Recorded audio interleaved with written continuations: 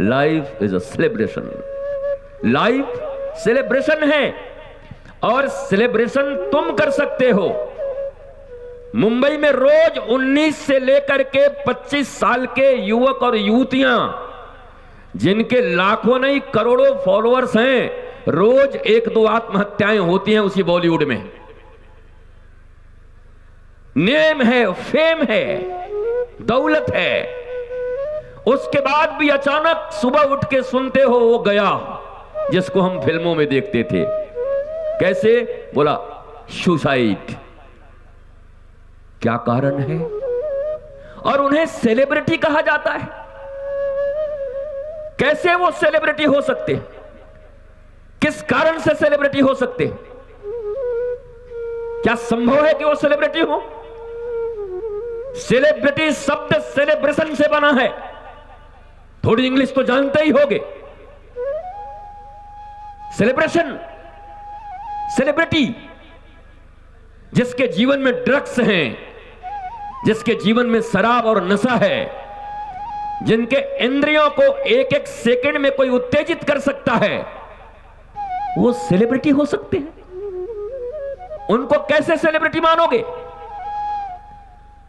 तो वो सेलिब्रिटी नहीं है जिनको देखकर तुम उचकते हो।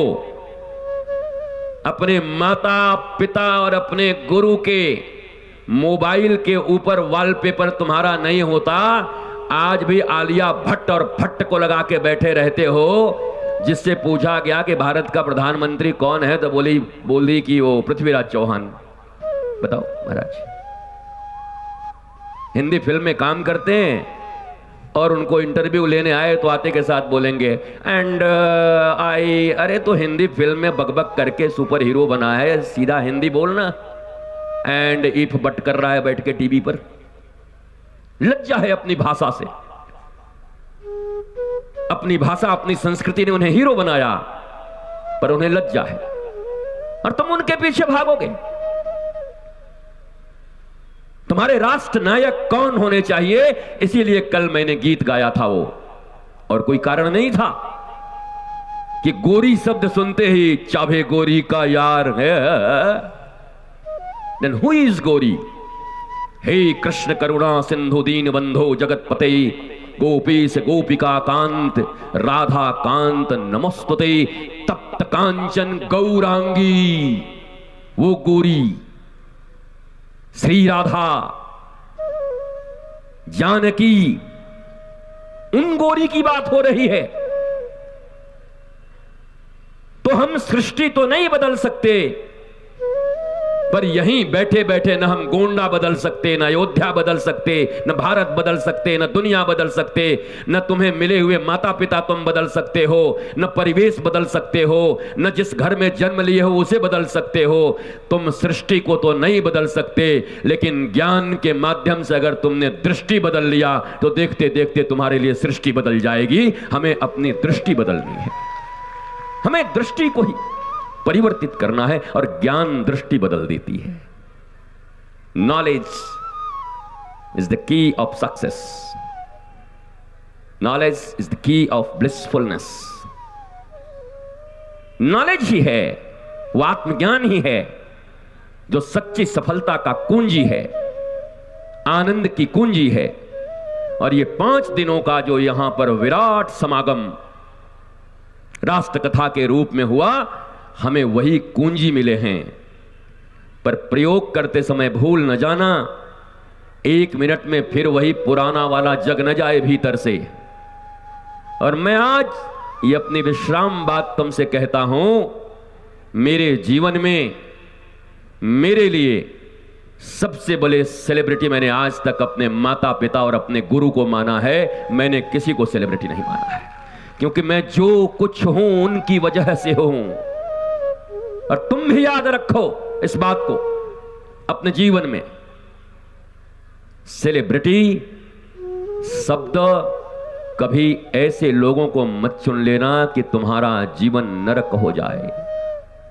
मनोरंजन की दृष्टि से कभी थोड़ा बहुत देखना हो तो देख लेना, वो भी फूहड़ता मत देखना।